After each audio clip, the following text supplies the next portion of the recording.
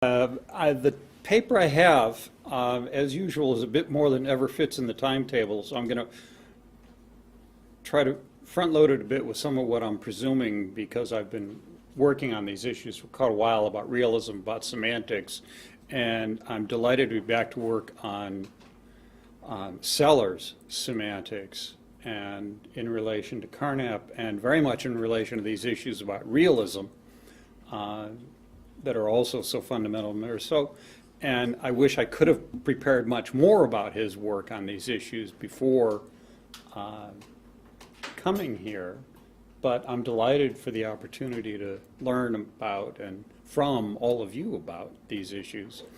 But I'm going to cut to the chase and get through as much of this as I can. The material on the handout is almost identical to what I'm projecting. There is a handout right there. Is it? Oh, okay, good. As what I'll be projecting up here, I have added a few things, namely premises that I'm going to borrow from the second section so that I don't actually present them.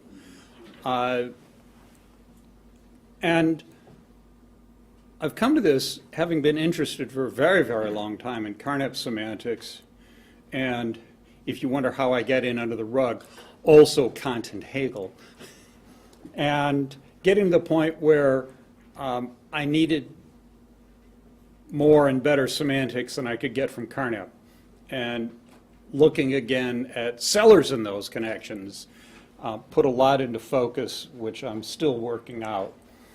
In his critique of Carnap, Sellars contrasts Carnap's formal or formalized semantics to his own proposed philosophical semantics, though without telling us outright just what constitutes nor what justifies some specifically philosophical semantics, nor what such a philosophical semantics is supposed to achieve.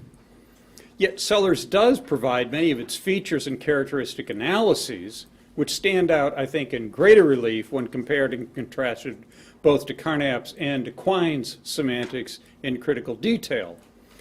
So in particular, I'm trying to understand whether or how or to what extent Sellars developed or at least contributed to an adequate nominalist account of universals, yet one consistent with what Peirce called real generals, or what we would call causal laws of nature and of natural kinds. And important as those semantic issues are, more important still, I think, is Sellars' successor notion to C.I. Lewis's relativized pragmatic a priori, which Sellars designated as synthetic necessary truths. So my case, on which I'll focus today, for Sellars' notion of synthetic necessary truths begins by reviewing Paolo Perini's important point following out Reichenbach from 1920, that the relativized synthetic a priori required by and used in fundamental physics cannot be merely linguistic. And to pose those issues properly, I'll first recount briefly 4 results of how Quine and Sellars respond in contrasting ways to some fundamental tensions in Carnap's semantics in section 2, and then after arguing briefly that the relevant relativized a priori cannot be merely linguistic in section 3, I will then argue in detail that the relevant relativized synthetic a priori also cannot be merely metalinguistic. And I'll be expressly arguing against Brandom at that point, but also against the views developed in several different books by Michael Friedman recently. And I think that they're worthwhile to look at here. Oh, come on, there we go.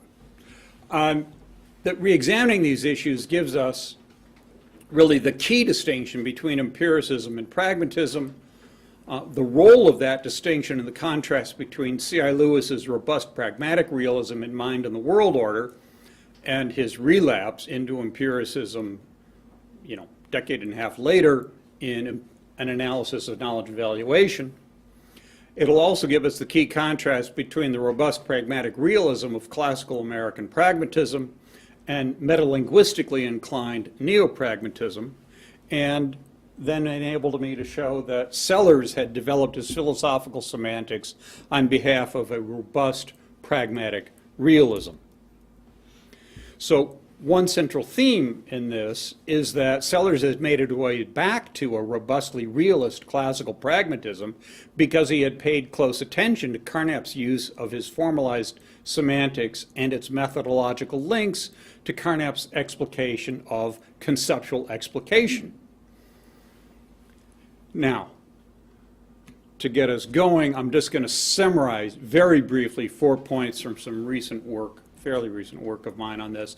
One is that I think the key theme running through Sellars' diagnoses and examples of the myth of the given is that simply being confronted by something does not suffice to recognize it as whatever it is, whether a particular individual of whatever kind or scale, any particular universal is distinct to any other universal, any mark used as a symbol or any inscription, or the kind or features of any of these.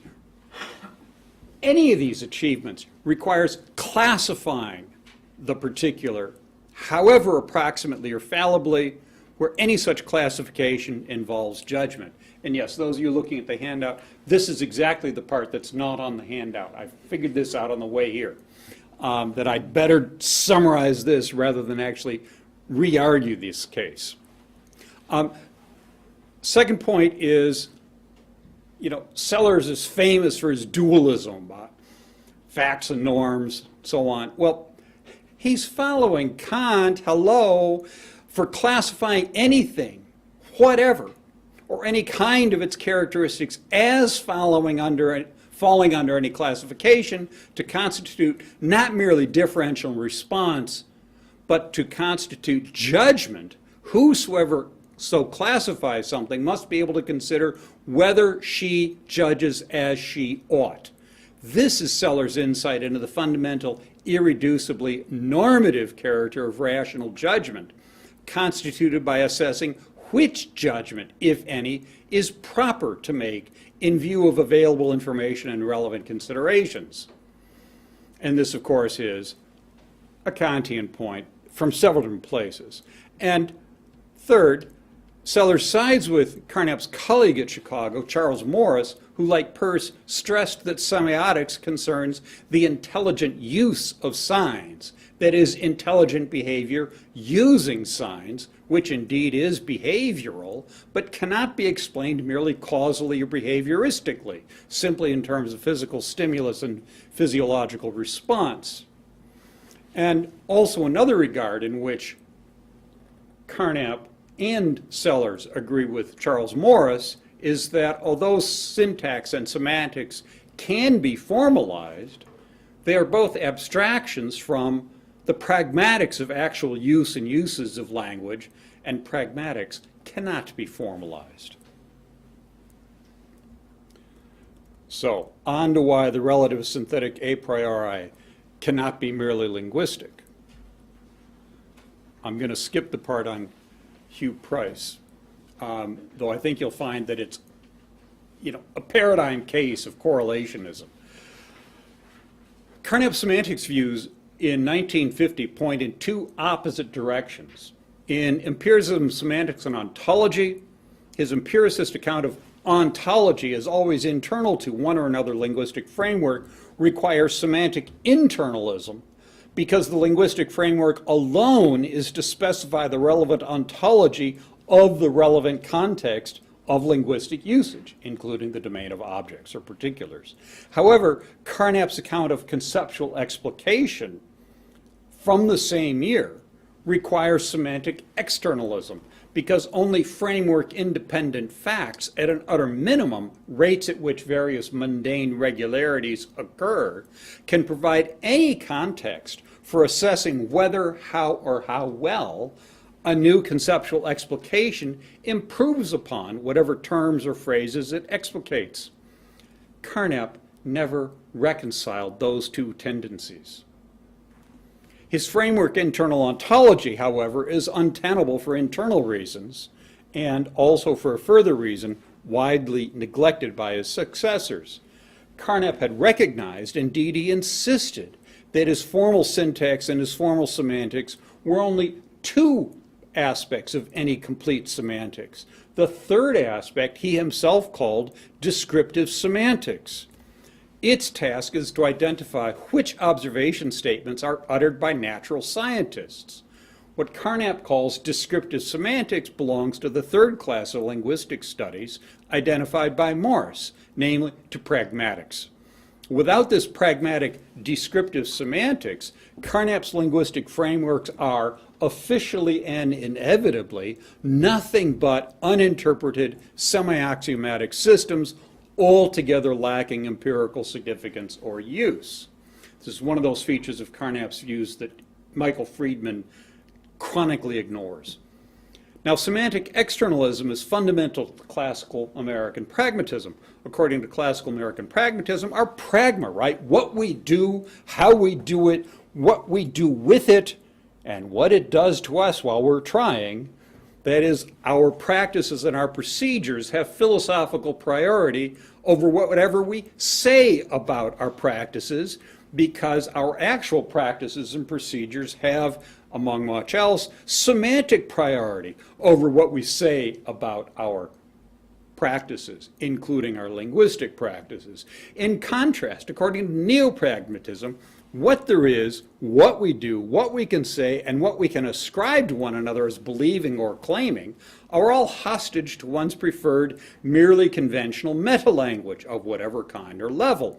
Neo-pragmatism clings to Carnap's untenable view from empiricism, semantics, and ontology, according to which ontology is hostage to one's preferred linguistic framework. Neo-pragmatism only appeals to pragmatics as the third poor cousin to formalizable syntax and semantics, as a garbage category collecting whatever cannot be assimilated to formalizable techniques within syntax or semantics. To neo-pragmatists, pragmatism designates nothing more than another rather chatty species doing its best to muddle through.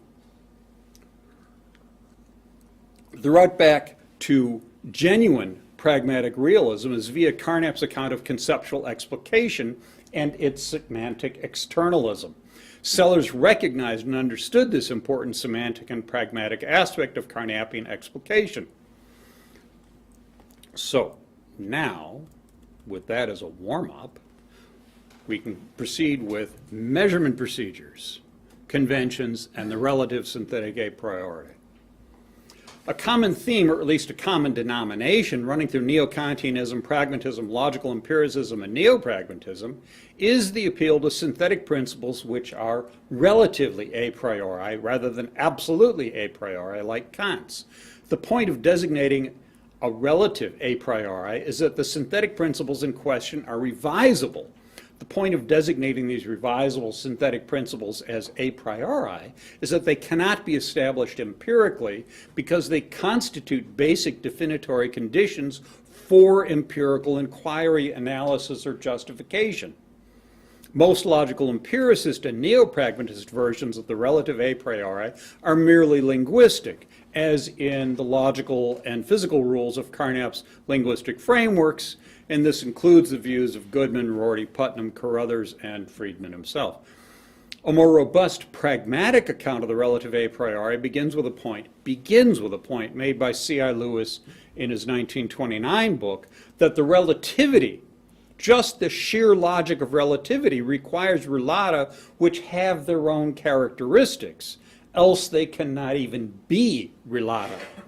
Utterly characterless individuals, if there could be any such bare particulars, can have no relations whatever to anything, nor to anyone else.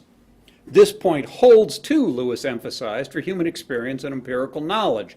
Only because the world we inhabit has its contents, characteristics, and structures can we at all inhabit, experience, know, and act in or upon it, and it upon us and our behavior.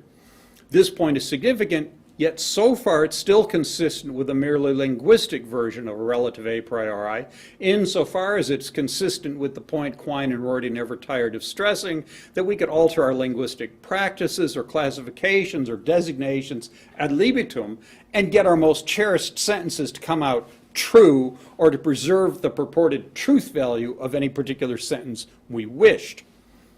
But there's a further significant point here that was remarked by Lewis already in 1923, reiterated in the 29 book, but developed much more carefully by Reichenbach in 1920, and this has been highlighted by Paolo Perini. Excuse me, did I? Nope. All right, we can just leave it.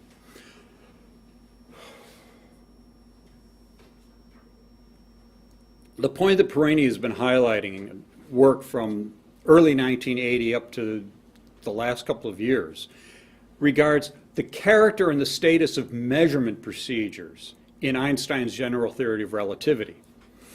This point has antecedents in Mach's treatment of mass determinations, and in express connection with Mach's treatment, Einstein had stressed that certain measurement procedures must be established regarding what is to count as simultaneity, or likewise as equal periods of time or as equal lengths or distances. These procedures themselves can be established neither by experiment alone, nor by theory alone, nor only by theory and experiment together, because these specifications for the measurement procedures are required to conduct any relevant experiments, to make any relevant measurements, and to construct any relevant theory, where establishing them presupposes, though cannot demonstrate, that no other natural phenomenon interferes with their establishment or their use. Mach neglected and misrepresented this latter point. And I'm happy to mention this was made quite clearly by Ronald Lehman in an article from 1991, with whom I had first studied Carnap.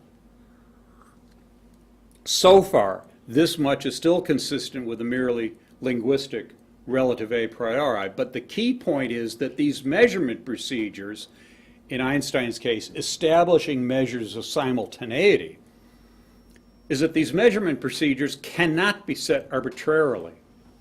These measurement procedures can be set by theory plus procedure together only if nature cooperates through sufficient, relevant, calculable, robust stability. Establishing measurement procedures is tightly constrained by physical phenomena and by any attempts to investigate, measure, or explain those phenomena. That is why the relative a priori, synthetic and revisable though it is, cannot be merely linguistic, merely conventional, or merely stipulative. This point about measurement procedures requires a robustly realist pragmatic a priori, albeit a relative rather than an absolute a priori. Neo-pragmatists, including in this significant regard Quine, Kuhn, Putnam, Rorty, and Friedman, are committed by their use of neo-Carnapian linguistic frameworks to a merely linguistic account of any relative a priori. But that's a mistake. Scientifically, historically, intellectually, a mistake. It's the mistake that Mach had already made before the end of the 19th century. The relativized a priori cannot be merely linguistic because our relatively a priori principles for the measurements must be such that they can be used to make sound and proper sense of the natural phenomena within the exact sciences, centrally including those regular natural phenomena by which various processes or events can be measured. Now, similar kinds of measurement considerations had led Newton to affirm the universal gravitational force of attraction. This has been brilliantly reanalyzed by William Harper in his 2011 book, which I cannot possibly recommend too highly. It is absolutely brilliant. This similarity between Newton and Einstein about measurement considerations is not superficial. Harper shows that central to Newton's analysis and causal explanation of periodic motions, both celestial and terrestrial, is that the use of various independent procedures to obtain converging precise measurements of a causal parameter which satisfy the two explanatory ideals I've got on the screen, 1 and 2, Roman. First, systematic dependencies identified by a theory make the phenomena to be explained measure the value of the theoretical parameter which explains it. And second, alternatives to the phenomenon would carry information about alternative values of the parameter which explains it. And as Harper shows, Newton's own methods and explanatory ideals are far more adequate and stringent than anything devised by philosophers of science, including Clark Gleamore's bootstrap methodology. Newton's methodological analysis, measurement, and use of such systematic dependencies is found in many other measurement procedures for causal and for statistical, whether stochastic or ergodic regularities, including those in general relativity, and Einstein knew that.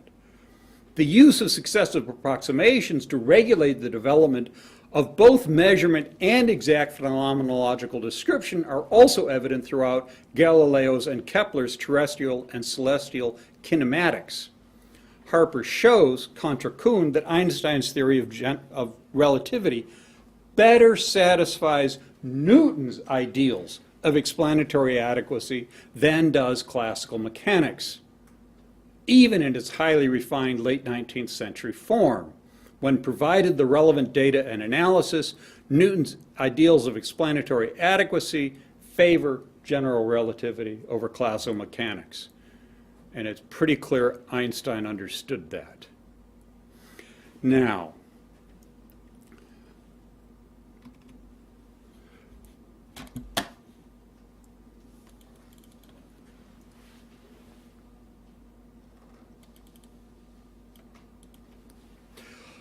the interrelations of practice, classification, measurement, experiment, and theoretical explanation were succinctly stated by C.I. Lewis in these terms in 1929.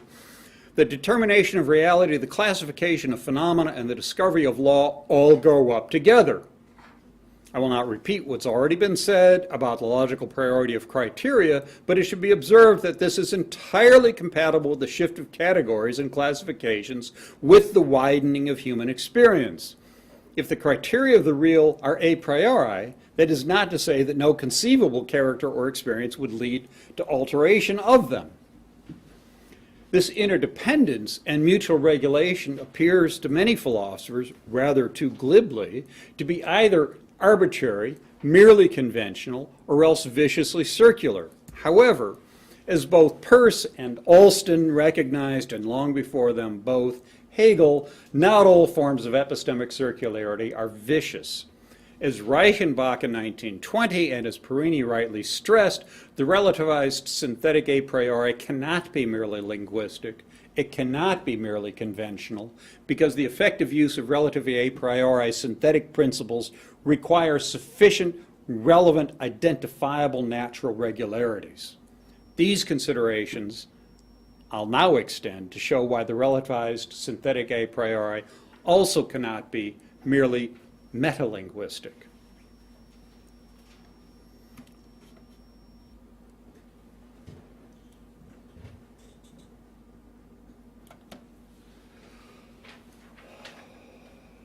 To avoid some potential misunderstandings, when I discuss physical causality, I will speak of causal modalities in the forms of causal processes, causal structures, or causal laws of nature. Physical processes and their causal structures, together with empirical inquiries in physical sciences, are my topic, not metaphysics. I'm also, for this reason, avoiding the common terminological contrast between logical modalities and alethic modalities, because the phrase alethic modalities is a misnomer, right? Aletheia concerns truth and knowledge, literally unconcealedness, not truth makers, that is, actual objects or events or processes, whether causal or otherwise.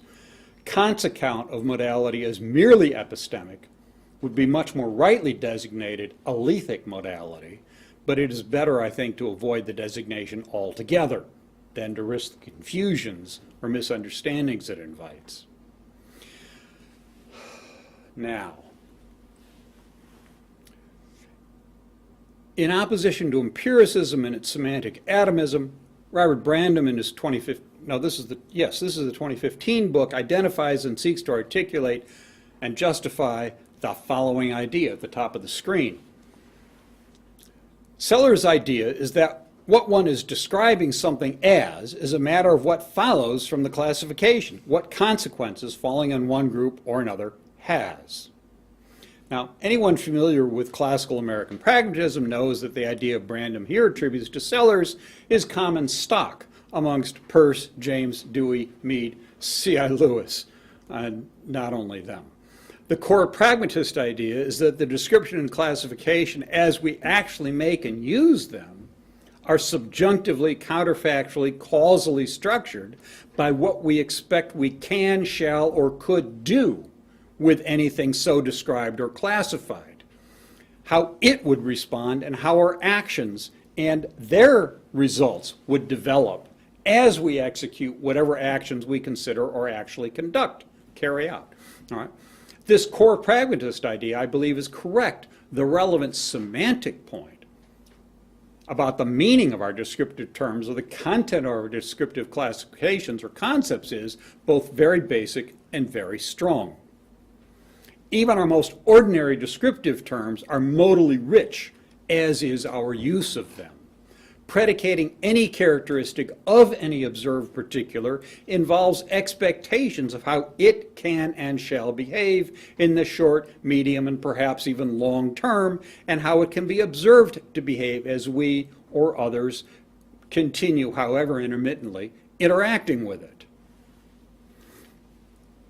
Now, Carnap had rejected Quine's extensionalism and developed sophisticated accounts of meaning in terms of intention with an S or classificatory content, including what Carnap calls semantic postulates.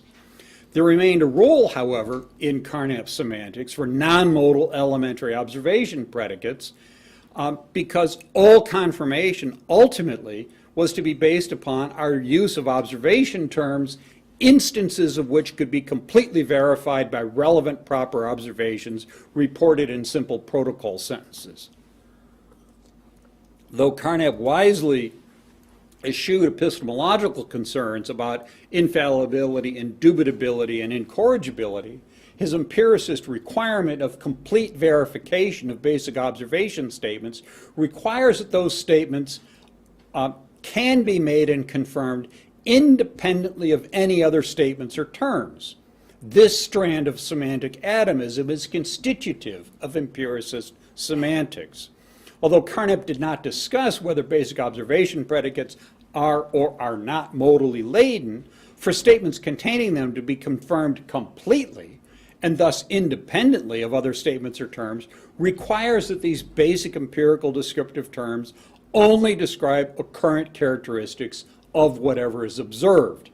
Counterfactual relations cannot be completely confirmed by any individual self-standing observation or observation statement, simply because counterfactual relations are counterfactual, because they constitutively involve non-occurrent conditions which purportedly would trigger other manifestations of the supposed disposition purportedly reported in observation reports or protocol statements. And this is why Carnap required reduction sentences to partially explicate dispositional concepts such as solubility in water. And if that sounds old hat, it is, except that this same problem has turned up even in the most recent devotees of logical empiricist philosophy of science. Now, the mutual independence of the meaning and likewise of the confirmable use of basic observation predicates to report fully confirmable observations, which is constitutive of empiricism, is untenable for three main reasons internal to Carnap's semantics. One reason is that, according to Carnap, following Frege, the semantic meaning of an expression is in part specified by which inferences can and which cannot be drawn by using that expression. Which inferences these are, however, is set not only by the predicates in question, but also by the syntactic form of the observation statement or statements in which those predicates occur, and this syntactic form is set by the formation rules of the linguistic framework to which those statements belong. And Sellars duly notes this feature. A second reason is that simple observations alone cannot determine whether an observed occurrent characteristic is or is not affected by further non-observed physical circumstances and causal laws. For example, whether something appears to be red is in fact, whether known or not, dependent upon the relative velocity of the observer to the observed. This is a version of the level of observation terms of the problem that I noted previously about the absence of unknown natural phenomenon interfering chronically or systematically with measurement procedures. Third reason is that any actual observations are always conditional upon the circumstances of observation, so that the confirmation or disconfirmation of any observation statement, however simple, is cognitively interdependent with observation conditions and with the observer's assessment of those conditions. So for all three of these reasons, there simply are no non-modal descriptive predicates, at least none that we human beings can use. This will turn out to have major implications shortly.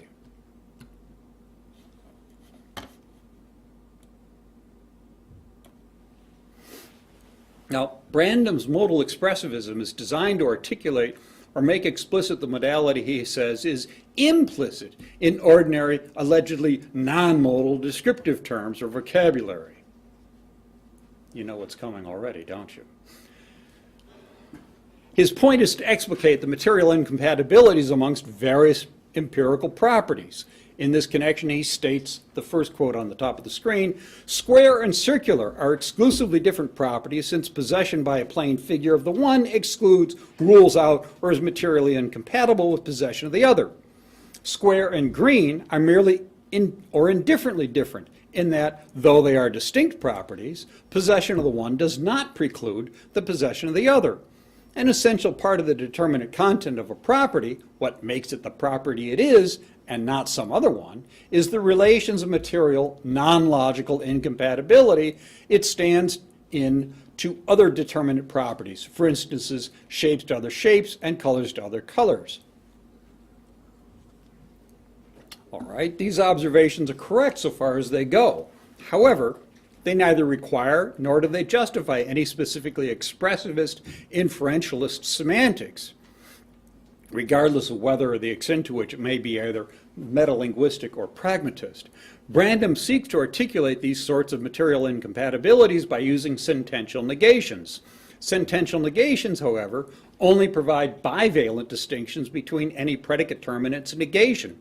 Bivalent sentential negations does not express the kinds of material incompatibilities Brandam highlights, which are supposed to include disjunctive families of characteristics, shapes, colors, flavors, species. Yes, such material incompatibilities can be stated in complex sentences in first-order predicate logic, but such statements are no more than logical exercises in translation into logical notation. They neither explicate nor clarify, they merely restate those material incompatibilities, which we must understand and identify prior to and independently of any such logical translations in order to make or to assess any such translation into logical notation.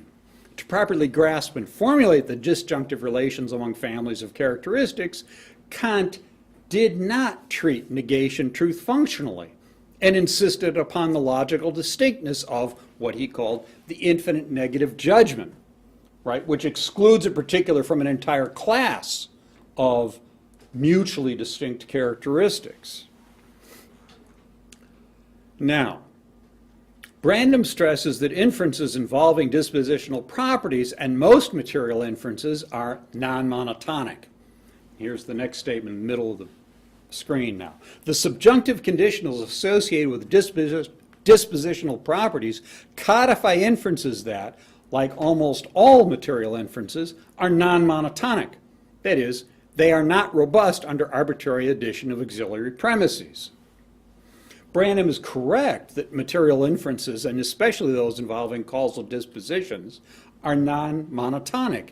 And he is correct that this feature is not repaired or removed, but only acknowledged by explicitly tacking on a ceteris paribus clause, which typically is understood implicitly in causal reasoning, whether common sense, diagnostic, forensic, or scientific. The non-monotonic character of causal reasoning, however, only underscores the irrelevance of sentential negation to explicating the kinds of material incompatibilities and causal dispositions central to Rileyan material inference tickets, which are Brandom's model material inferences. Now, the defeasibility of all empirical classifications, even the most ordinary, and hence the non-monotonicity of all inferences based upon empirical classifications, was already highlighted in 1945 by Weismann's criticism of the verifiability theories of meaning and the consequent open texture or porosity of all our empirical concepts, a point also underscored a year later by Austin's inexplicably loquacious or exploding goldfinch. Their points about the open texture of empirical concepts and the defeasibility of our use of them corroborate the point that I made earlier about conceptual explication supplanting conceptual analysis, which had always had aspired to identifying necessary and sufficient conditions for the proper use of some puzzling concept.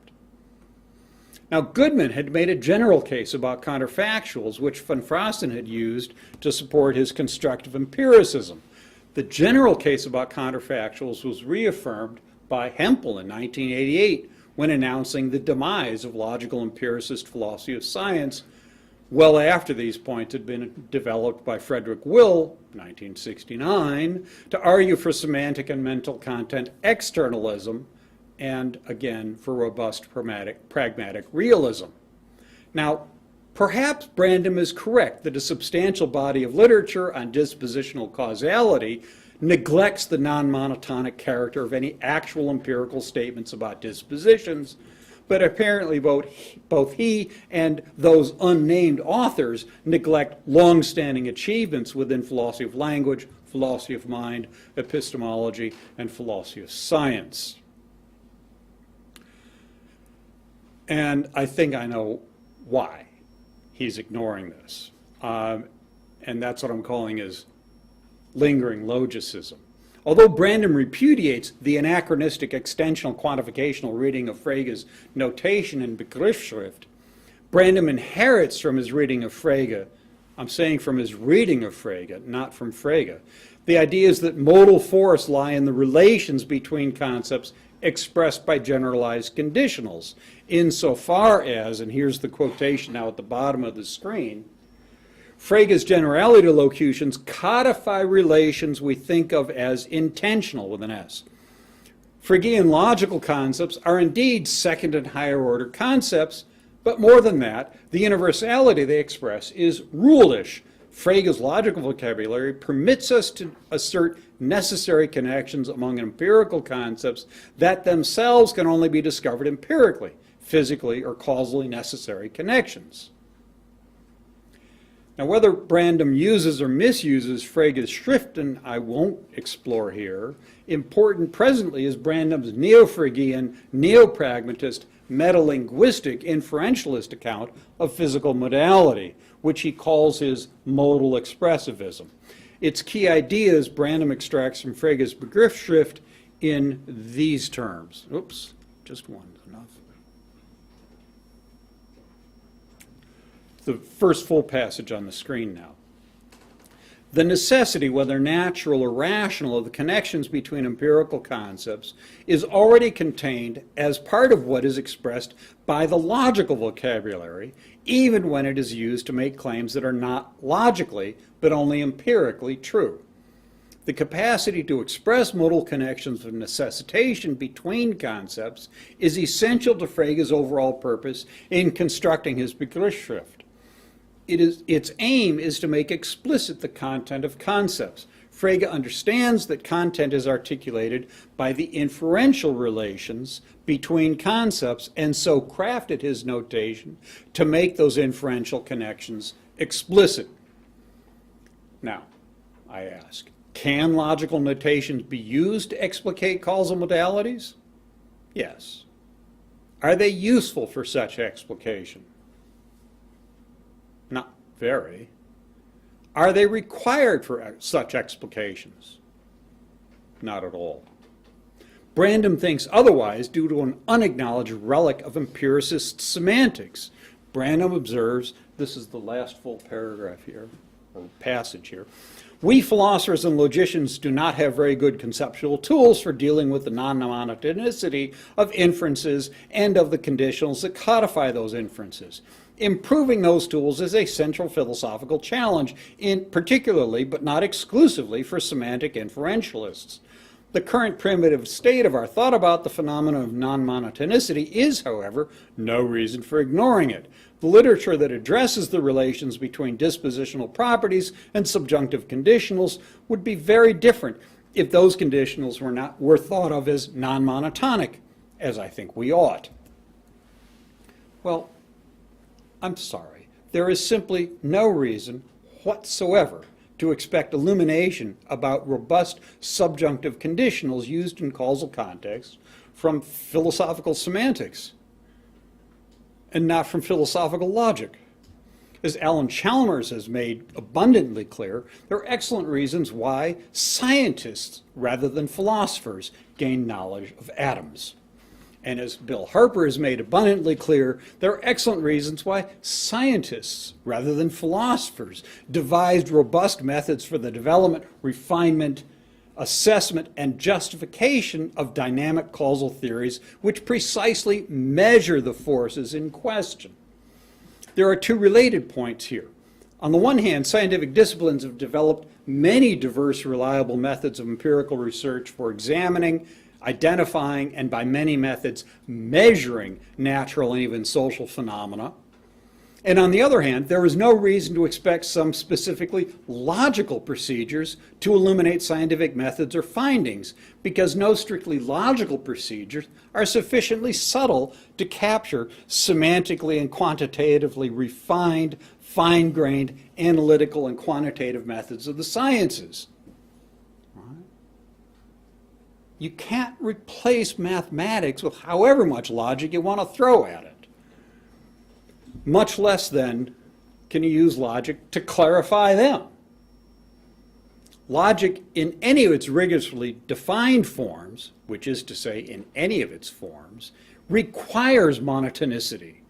Waiving monotonicity is to waive provability, which is to waive strictly demonstrative proof, that is deductive reasoning. Yes, there is plenty of non-formal reasoning in the arts, the sciences, the trades, and everyday life, but all such non-formal reasoning requires semantic and existence postulates, none of which can be formulated, assessed, or justified by the formal techniques of logic alone. There is no reason to expect philosophical logicians or philosophers of language to make any better headway with suitably robust, non-monotonic subjunctive conditionality, such as pertains to physical causality. We shall soon see that this is a good reason why Sellars, too, look to the sciences, not to philosophy, for the expected and required further developments. How am I doing on time? How much would you like to have? You tell me. 15 minutes tops. Fine. Thank you.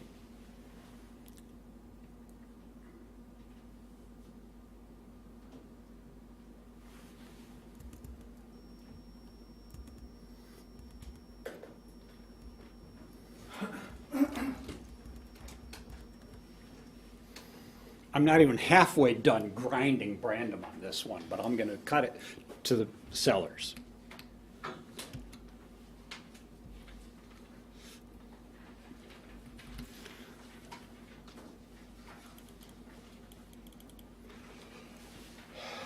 In contrast to Brandom's lingering logicist predilections. Sellars' use of Carnapian explication verges on hermeneutics. He says this in his paper on Carnap. It's essential to note that the resources introduced, i.e. the variables and the term proposition, can do their job only because the language already contains the sentential connectives with their characteristic syntax, by virtue of which such sentences as either Chicago is large or Chicago is not large are analytic. In other words, the introduced nominal resources mobilize existing syntactical resources of the language to make possible the statement, there are propositions.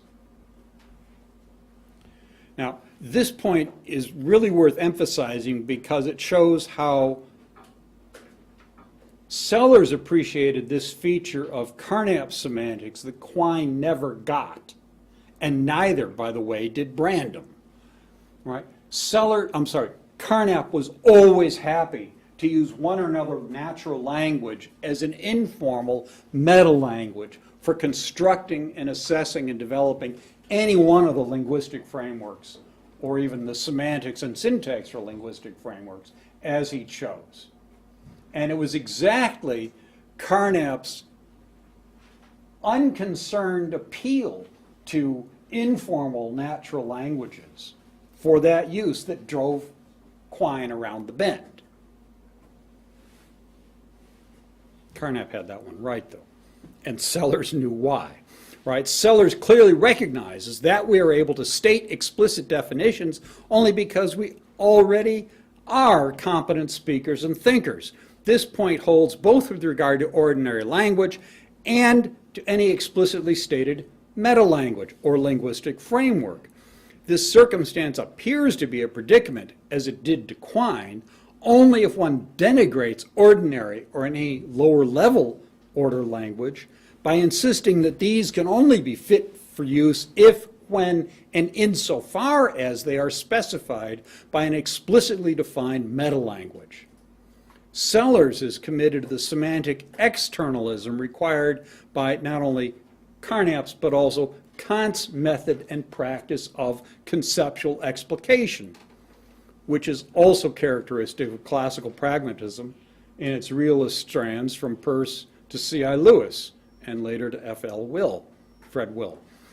Like the classical American pragmatists, Sellars knew that there was no problem about how to relate modal vocabulary to some basic non-modal, purely descriptive vocabulary, right? That's what Brandom takes Quine's problem to be.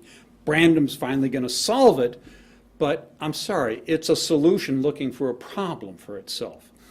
Sellars discusses our typical common sense ways of distinguishing between how things look and how they happen to appear, keyed as they are to our common sense understanding of lighting conditions. Sellars' example of the tie in the tie shop and its apparent color inside and outside, artificial and natural light, is a direct counterpart to Carnap's 1949 protocols regarding the presence of his keys on his desk.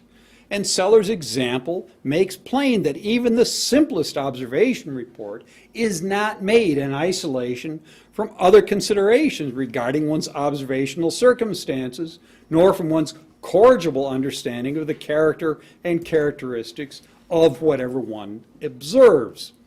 Sellars' point is at once semantic, epistemological, and ontological, just as one should expect of a robustly realist pragmatist. I'm going to take these 3 points separately, starting with the epistemic point.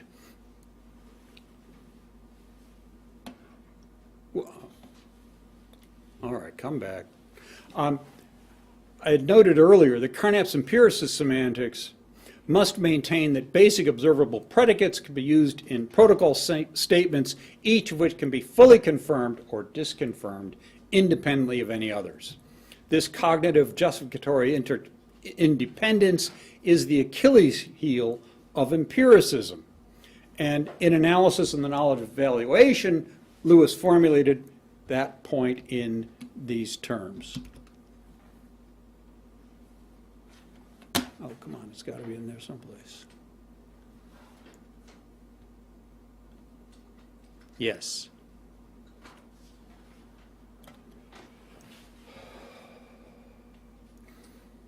Lewis there claimed from 46, if anything is to be probable, then something must be certain.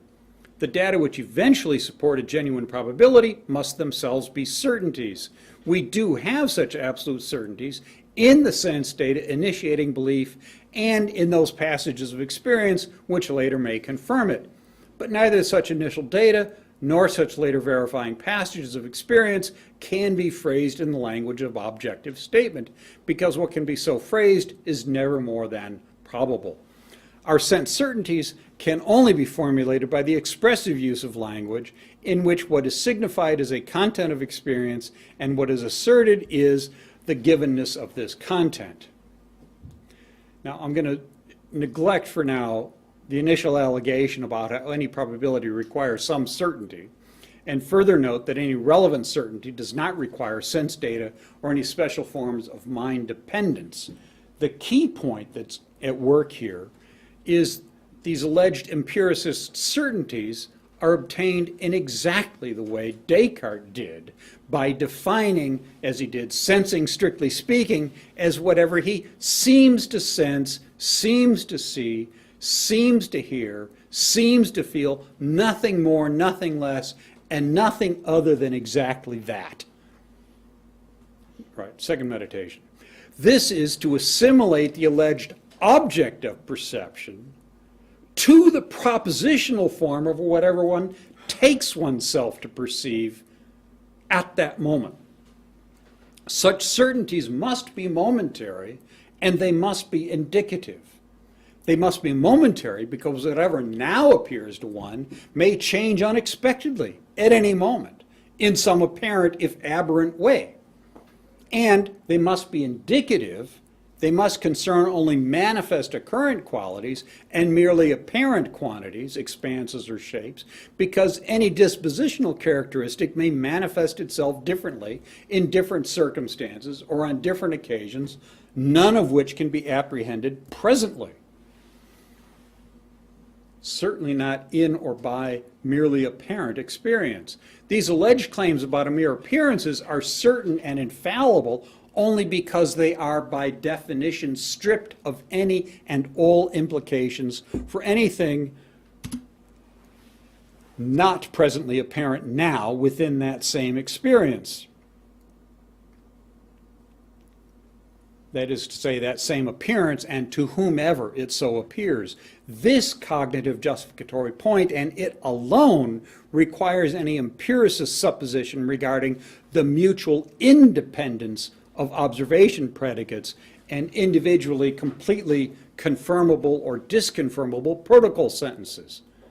The cognitive epistemological justificatory problem is that once such claims are stripped of any and all further implications to ensure that they are infallible, incorrigible, and certain, they can provide no cognitive justification whatsoever regarding any other or further empirical circumstance, not even in the next moments.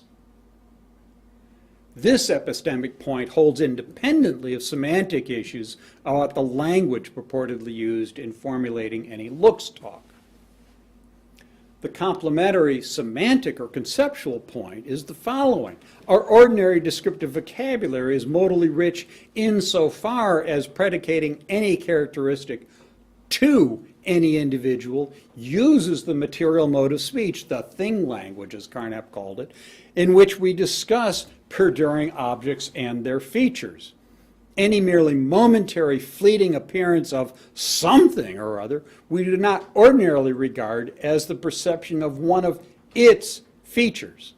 Right? The relevant is of identification is distinct to that of the is of identity or the is of predication or to the is of existence. Right? This is an is of identification linked perhaps to the modally stronger is of identification, which Hintic has argued is required for epistemology, insofar as knowledge of any individual requires discriminating that actual individual from counterfactual imposters and requires being able to identify or re-identify that individual counterfactually across possible world scenarios.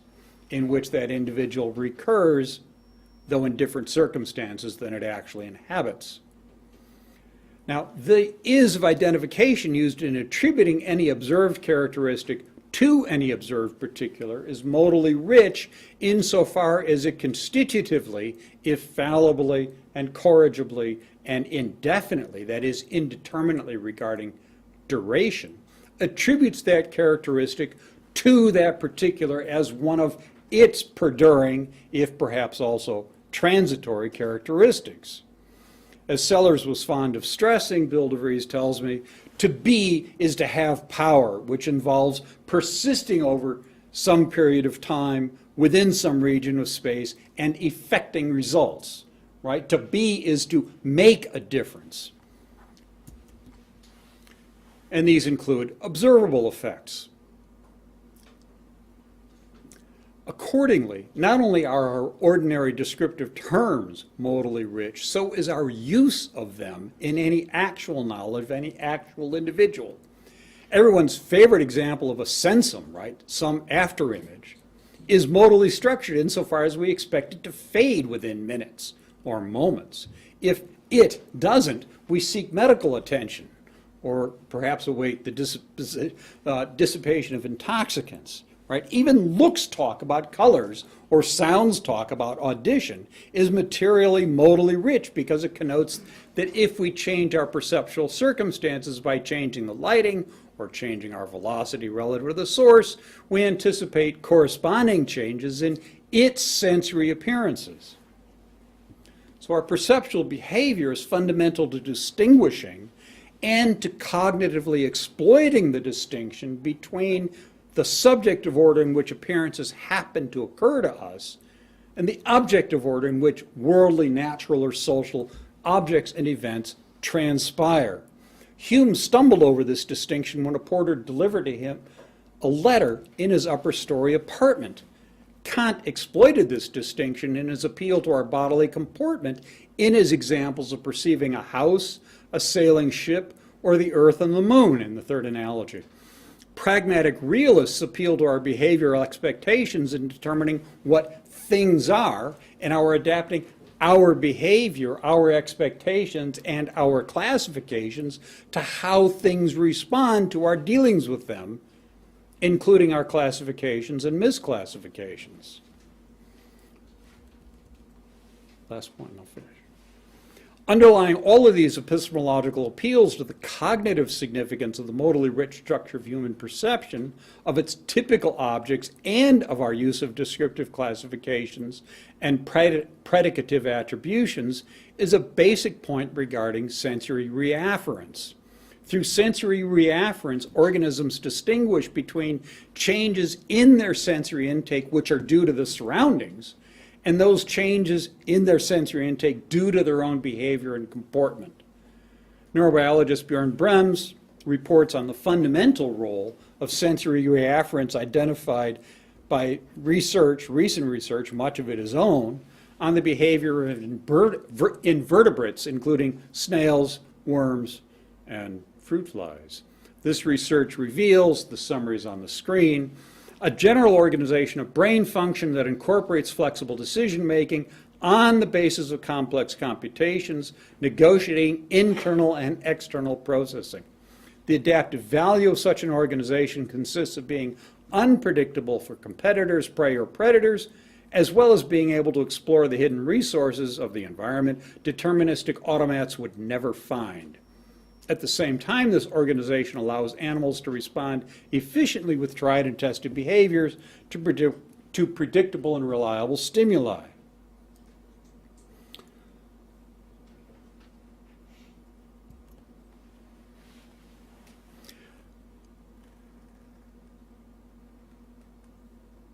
I think now we've got the key distinction between empiricism and pragmatism.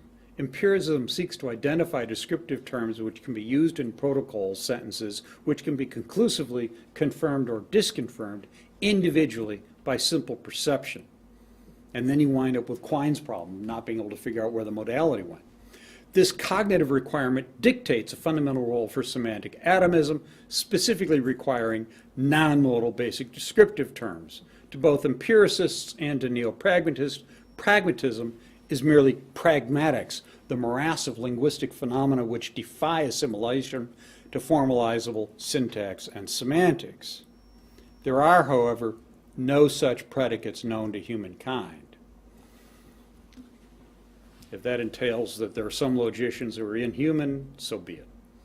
Against that lingering spectator view of human experience and knowledge, like the critical realists, including Roy Wood Sellars, pragmatic realists stress that our corporeal actions are both temporally and spatially extended executions, which we guide by monitoring and, as needed, modifying or halting them.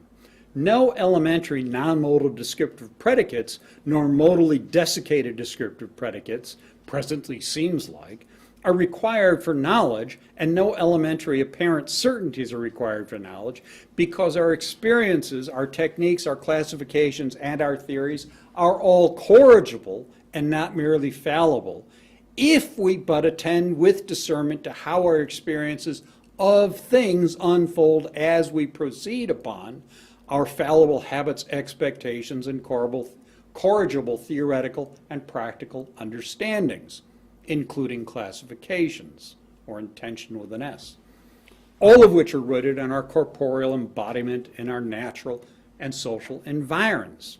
In this important regard, Peirce, James, Dewey, C.I. Lewis from 1929, Ralph Sleeper, rest his soul, his book The Necessity of Pragmatism from 1983 is well worth reading, Frederick Will, but also Ingarden, Heidegger, Merleau-Ponty, Ryan Vialem, who recently passed away, and Maguire and Turchkana from 2000 speak with one pragmatically realist voice.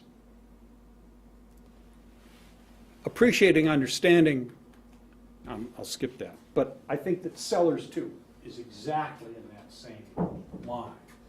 There are other features of the semantics that I think help cement that, but I've had to make some exceptions today. I appreciate your patience. Thank you very much for your interest.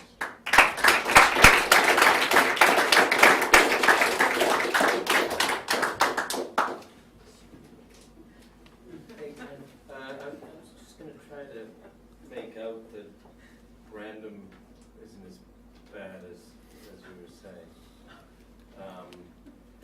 That he looks like a logicist, lingering logicist, and what he's saying. But he's got two different things going on, right? One, he's happy to say that these if-then counterfactuals, where they come from, Sellars was right, he says, and he says it's semantically externalist. It's in our engagements with the world, you know, scientifically, right. Ordinary life, and you get these inference tickets come from world-involving inquiries into things like copper and its conducting electricity and so on and so forth. So that's one project, but then he'd be willing to grant all of your antecedents you were citing, that they've done this first and so on. He goes through it himself, Kant versus Hume, you know, and so on and so forth. So it is semantically externalist. It seems to be sympathetic to the way Sellars is doing it there. But then what he thinks, there are two different things that you can do as a philosopher then, semantically and logically. You can take a representationalist paradigm and use possible world semantics. And I think he correctly thinks that that's not going to be the way to cash out modality, living modality, basically. You can model it using possible worlds, but that's not going to be the best account. The other option is in, and so it's the contrast with that representationalist world relational account that he says, look, there's another possible move, there's this other tradition from his reading of the Begriffsschrift and right on through, but that's not to use inferentialist logic to explicate the source of the modalities. There he's willing to be first order and cite the whole tradition, and then he thinks it's Sellars. There's another way to go, which is Sellars' way, which is metalinguistic in that way, but then unlike Brandom and Kant, is not modally realist. Sellars ultimately bottoms out in picturing where there's nothing modally real ultimately in reality. Now what Brandom says is, so that's the two-part question. On the one, he's not seeking to explicate ordinary causal modalities as a logicist, an inferentialist logicist. Who he? Brandom. He's granting that it comes from first-order practices that are already semantically externalist and pragmatically constrained. That's what the counterfactuals of Fens are. It's then philosophically he wants to say that there's available something that's not possible worlds relational semantics, except as merely, for Brandom, formal systems they're completely parasitic on first order material practices like they are for Sellars as well. So, and then he just thinks we can go with Kant rather than Sellars, and why not say that this is a modal realism rather than with Sellars saying that in the end there is no modality in reality. So that's why I try to be more sympathetic. Right? Well, two things. Trying to get as directly into this really long talk as I did, I skipped my opening remarks about also being frankly selective and absolutely not buying into Sellers's ultimate ontological atomism that I think drives it. Right? So just let that go. Right. So I know I'm not trying to rescue that. I'm trying to hang on to as much of Sellars' semantics as I can. Now, as for Brandom, right, I mean, he says this, right? Modal realism claims there are objective modal facts. One important species of modal facts is laws of nature. Modal realism makes essential use of concepts of fact and law, but does not by itself explain those concepts. Modal expressivism does. I'm sorry, modal expressivism doesn't explain squat about modality. Not anymore. Wait, he said explains that's the crucial thing. What explains modality are the first order pragmatics of inference tickets having counterfactual weight. You can't get to any non-modal basis. That's facts and laws are helpfully addressed, he thinks, by the expressivism, so that it gives you a way of not having to take facts as basic in a representationalist way and not having to take laws as basic in a representationalist way. But that's the philosopher with a second-order expressivist account of facts and laws. That's when he's bringing that in, not to explicate modality.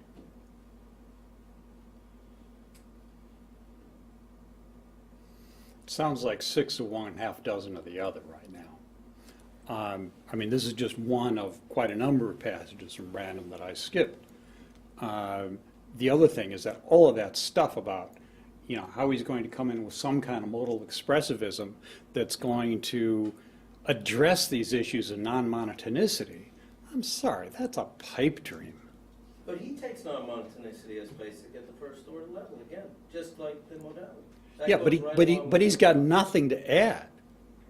Absolutely nothing to add. He's trying to add a perspective as a philosopher that'll avoid all the look at philosophy today. It's rampant with representationalist philosophy's rampant today with representational referential primitives, which are used to explicate modality, and you just take possible worlds as basic. That's when Brandom is, that's what he's concerned to combat. Right. One of the great benefits of having trained not on the East Coast was in my second year getting a fat dose of West Coast semantics. And I mean, I would never have been tempted by the possible world stuff emanating from the East Coast to begin with. But having had a whole lot of Kaplan and Donnellan up front and early was a lifesaver in a lot of ways. Now, if Brandon wants to talk to all those people that think that possible world semantics actually is semantics, No, he's have a with- nice tea party. He's with you. He doesn't. No, he's not. He's anti-possible world semantics, as doing anything that's Yeah, not- but his modal expressivism, what's it doing? Right? Well, okay, you're throwing out a perfectly good problem with a bad solution, right? The truth of the matter is... No, it's a bad solution to a non-problem. No, it's not, because, look, you say that, like, we just need monotonicity for logic. You're ignoring the whole substructural logic tradition. Like, you're ignoring relevant logic, non-monotonic logic, linear logic, computability logic, right? That you're ignoring the frame problem in artificial intelligence, right? And frame semantics, right? There is not just a bunch of particular problems to be solved by the specific mathematical solutions of the given sciences here. There is a general logical problem. Brandon puts his finger on it and then does a really, really bad job of addressing it. Brandon's logic has lots of problems, right? But that doesn't mean that the idea of modal expressivism and a fortiori, the idea of taking non-monotonicity seriously as a problem. The way to take non-monotonicity seriously is to go into the sciences and diagnostics. Artificial intelligence, right? Artificial You mean- intelligence needs to deal generally with the issue of coming up with ways of mapping relations of relevance between variables. Yes. Right? That's the issue of framing, right? Yes. That's a general problem. It's one which Yes. has logical structure and can't simply be pushed off onto the Either that or sciences maybe themselves. AI is a pipe dream. If that's the position that you're going to take, fine, right? But that's the position you have to take if you want to. The reason why the AI problem has a logical structure has to do with the structure of the programming languages that they have to use. No, Yes. there's a deep relationship between logic and computing and type theory, right? And it has natural mathematical structure that we're still uncovering. Mathematically, yes, but not in the sense of mathematics that you're dealing with, not in the sense of the specific measuring principles of given positions. No, you're dealing with high-level, a priori mathematics of computation, right? Like, you start at the Curry-Howard isomorphism and you work out. It's not to do with specific implementations of programming languages. It's about the design of programming languages and the design of things like artificial intelligences that will be based on them. If there is any such thing as AI. Nobody's made any of it yet. If you're a functionalist about the mind, which... Excuse me, in what variety of functionalism? Huh? What? What variety of functionalism? Sellars is variety of functionalism. If you're a Sellarsian, right, then you've got to give a really good reason why you don't think it, where you think AI is impossible, right? Because theoretically it's got to be functionally realizable, and like computation gives us the best way of thinking about the constraints on such multiple realization.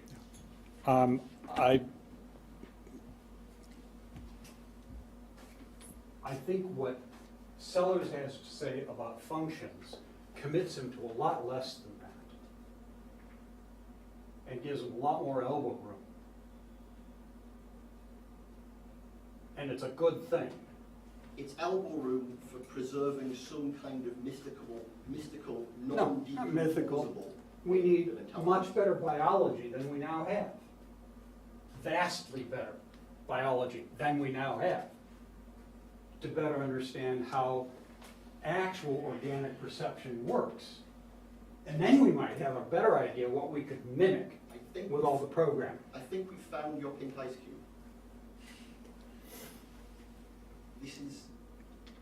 this is precisely the position that Sellars is in with regard to the pink ice cube and the ultimate homogeneity of the qualia of its experience, right?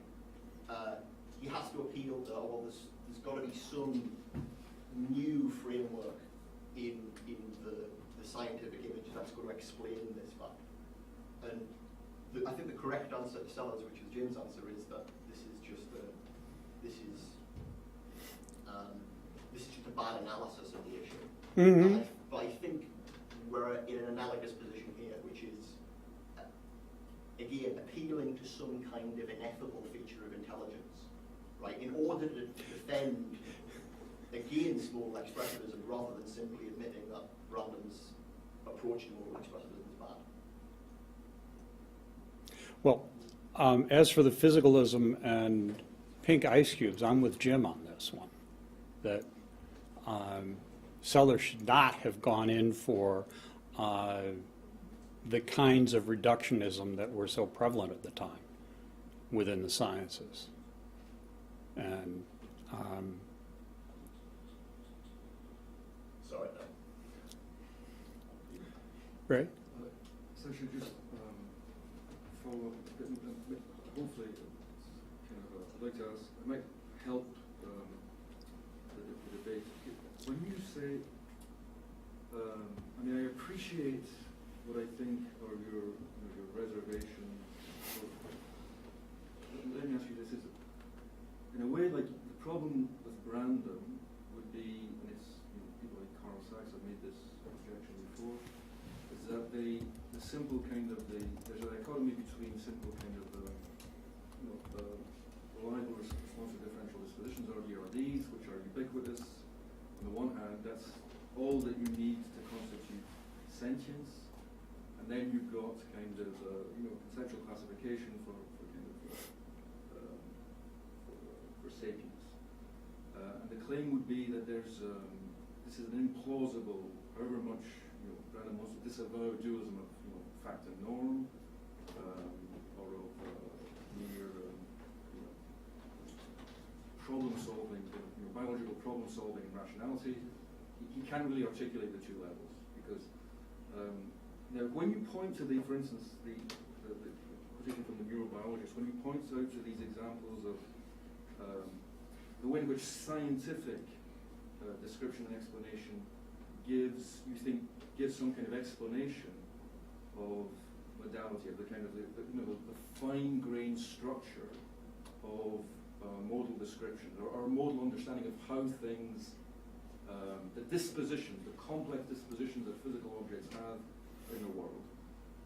These complex dispositional properties can't simply be formalized. There's no kind of straightforward functional formalization that will give you can't find a straightforward rule, formalizable rule that will tell you what this thing does, under any kind of general circumstances.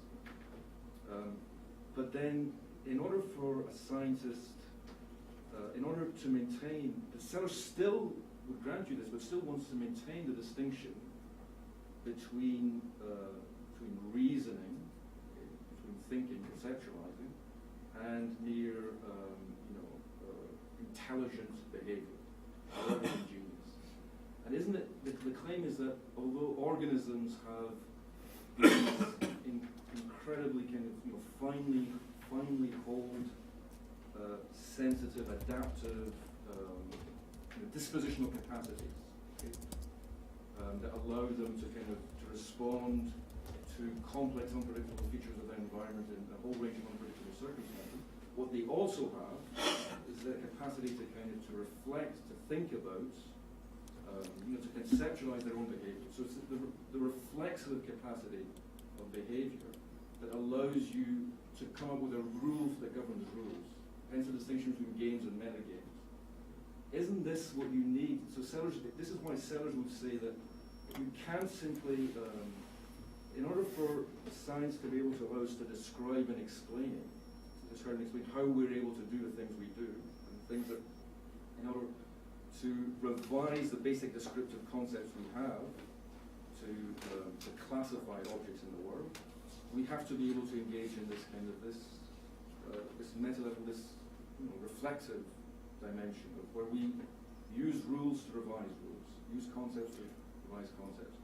And this is something that can be, in a way, informed by empirical description, but he still, Sellars, well, is part of what Sellars is saying, that science needs to be, the task of philosophy is precisely to identify this meta level, where you need to be able to understand what's required to have a rational process for rule revision, which the empirical science, empirical description, however sophisticated, will never generate spontaneously on itself.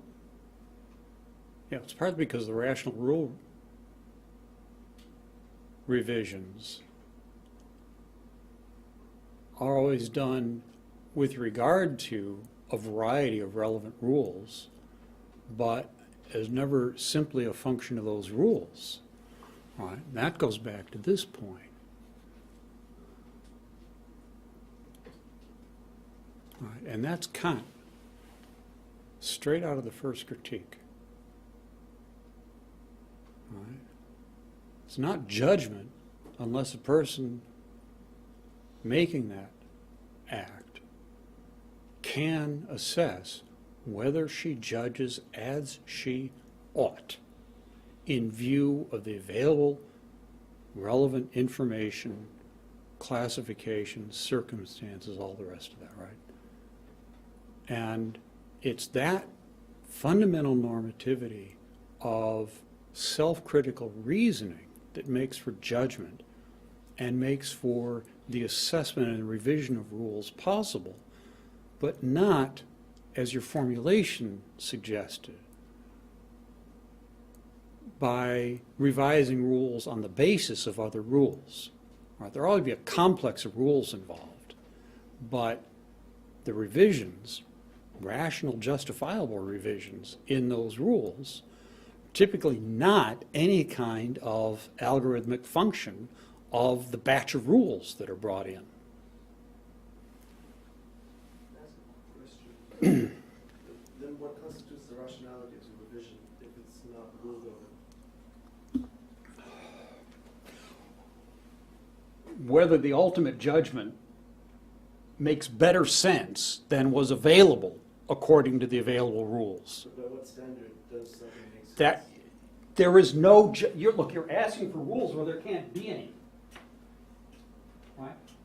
At best, we can only examine those issues retrospectively on the basis of literally new insights and new understanding. What those are going to be, we don't know in advance. Rule revision doesn't take place unless there's a reason to revise. Yes, but that reason alone won't give you the answer to the question you ask, right? I mean, the Lorentz equations were completely non-symmetrical, right?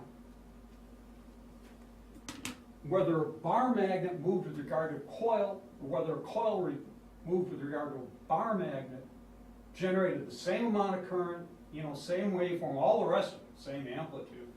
But the Lorentz equations for those two different calculations not only were radically different, they were completely non-symmetrical. And his reason for making them different in the way that he did was that it mattered materially which of the two items moved with regard to the ether. Well, when you say that, No, wait, right?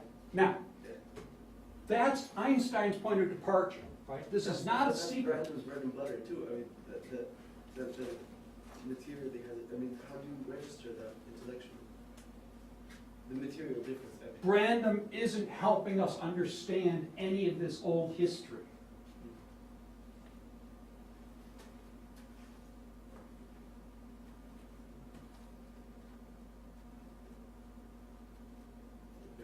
He's not helping us understand why Reichenbach should have stuck to his guns in 1921 instead of coming into accord with his empiricist colleagues. His view on the coordinating conventions in 1920 was correct and much more informative than the empiricists wanted to allow. And he came into conformity. But the 1920 book is much better.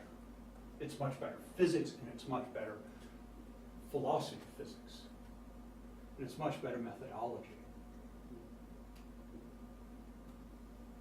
I'm still, just to go back to Peter's question, I still don't understand why, so, your claim is that Brandon's expressivism is just useless. Yeah. It's as useless as possible world semantics. It's not false, it's just, okay.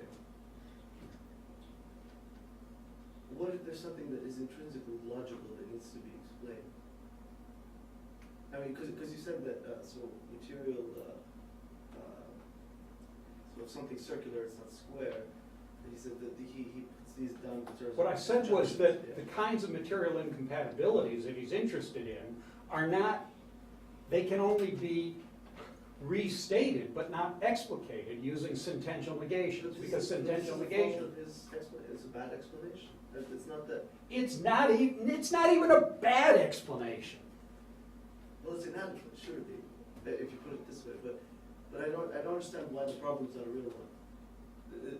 Which problem? So if something's not circular, if something's circular, then it's not square. If you want to understand what's going on there, you're much better off reading Kant on infinite negative judgments in the first critique than you are reading Brandon. The other side of that is, and this is what comes out in Brandon's book on Sellars, if you follow him down that line, what he ends up doing is accidentally recreating Aristotle.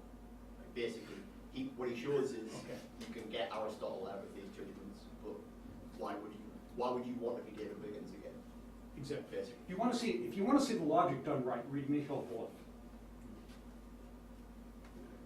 who does go back to the Aristotle and cleans up the squares of opposition and points out, look, you want formal logic? That's it.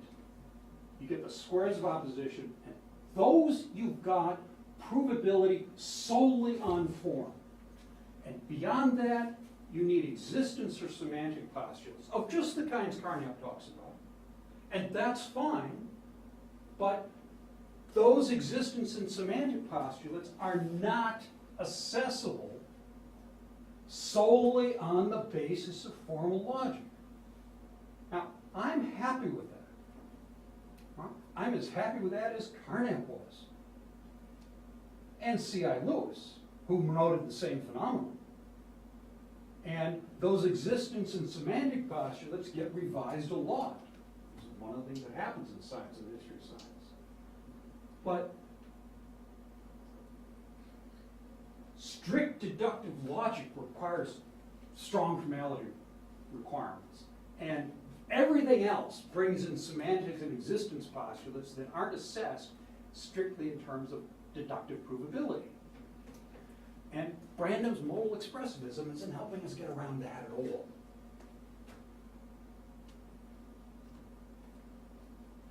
But now I take it you've granted, in effect, that the first order practices Brandon is granting are modally rich because of the first order practices that they are.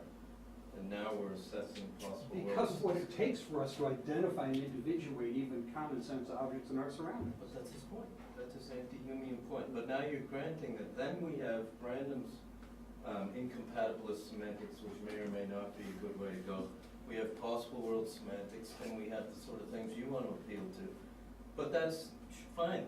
That's to grant that which is the best account of philosophical things like facts, representation, semantics. We're all granting now that Brandon has the semantically externalist rich account of modality at the first order. That's the way he sees the line from Kant. He helps himself to it. Well, he's like you. He thinks that's Kant's correct against Hume. The pragmatists were correct. What we need, instead of modal expressivism and instead of possible world semantics, is a lot more engineering. A lot more engineering. Well, this is where Mark Wilson's really good. Yes. This is going to be a good place, Dan. Yeah, It's perfect. look, I'm XEE and builder. which is part of why I pay attention to the differences between what we can build with machines or machine language and what we're doing who are building these things.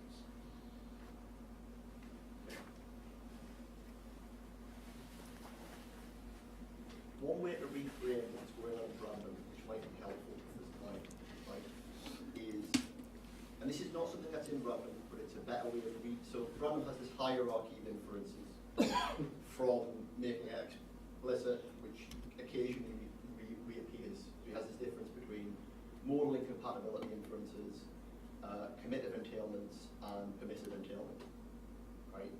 And there are lots of problems with this hierarchy. But one way of rereading what it does in terms of machinery here reduces in between saying and doing is as making distinctions between global and local monotonicity. That's one important, yeah. Yeah. And crucially, there's a difference between what you might want to think of as like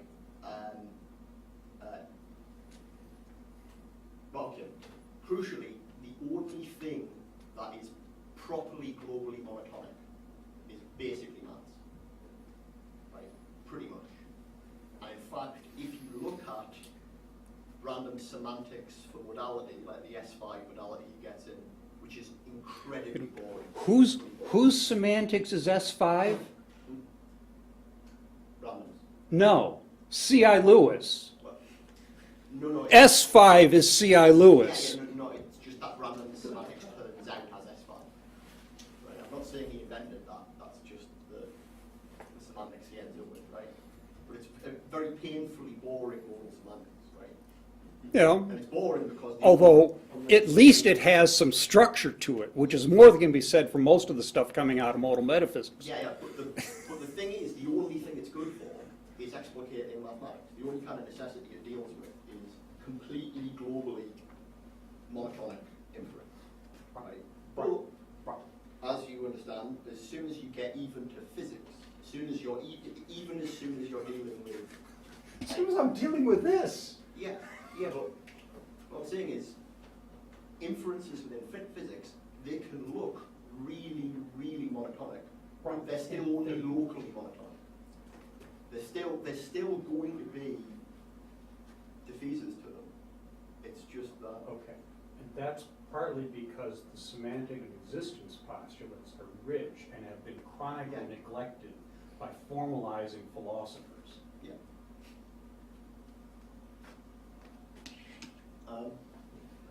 Agree. But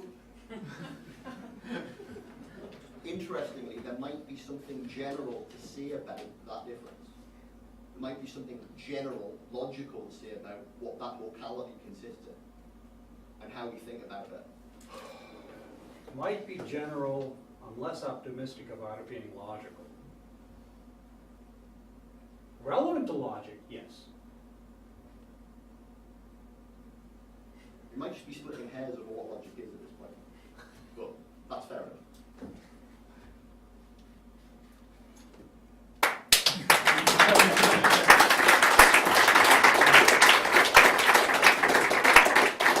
Thank you all very much.